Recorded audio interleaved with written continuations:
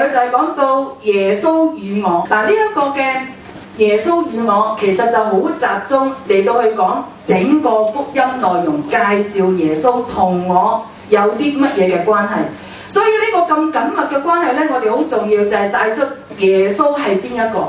佢嗰個嘅降生嘅目的就係為要拯救世人而降生嚟到呢個世界。原來佢帶有一個嘅使命嚟到呢個嘅地上。咁當然你都要介紹耶穌係邊個啦？點解佢要帶住呢個使命嚟到呢個嘅地上？所以好集中，就係講到耶穌自己。好啦，點解佢要嚟到拯救呢個嘅世人呢？喺第二幅圖片裏邊就集中嚟到去講。正如經文裏邊所講啊，世人都喺罪惡嘅當中。好似咧羊迷路，個個好自我中心，只係為自己嚟到去生活，冇顧及到其他人。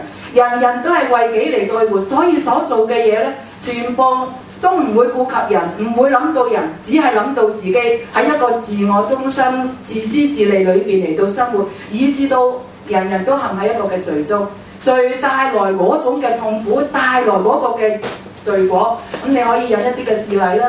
咁可以講下啦，你身邊一啲嘅例證嚟到去帶出呢一點。所以我哋正喺呢種情景裏邊，好需要神嗰度嘅拯救。神點樣嚟到拯救我哋呢？佢講到將眾人嘅罪歸喺耶穌身上，喺裏邊就帶出咗呢個十架救恩嗰個嘅核心。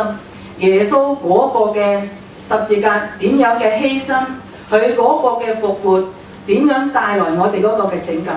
當然裏邊就轉入到去人嗰個嘅回應，唔單單講到耶穌嗰個十字架嗰種嘅犧牲，嗰種嘅捨己，嗰種嘅拯救，點樣流出去嘅寶血。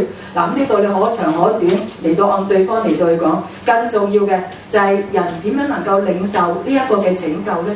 就係需要嚟到去認罪、誠心相信，以至到人嗰種嘅罪污能夠得以除去。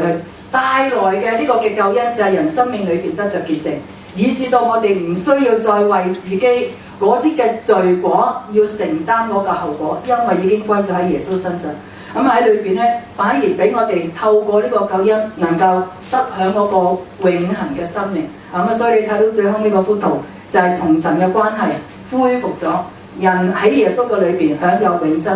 呢六幅圖集中就係講到耶穌嗰個嘅拯救，人罪嗰個嘅問題，佢嗰個拯救點樣帶來我哋生命裏邊嗰個嘅罪除去，同神嗰個關係嚟到去恢復，享有嗰個永恆嘅生命。好啦，第二個主題就係講到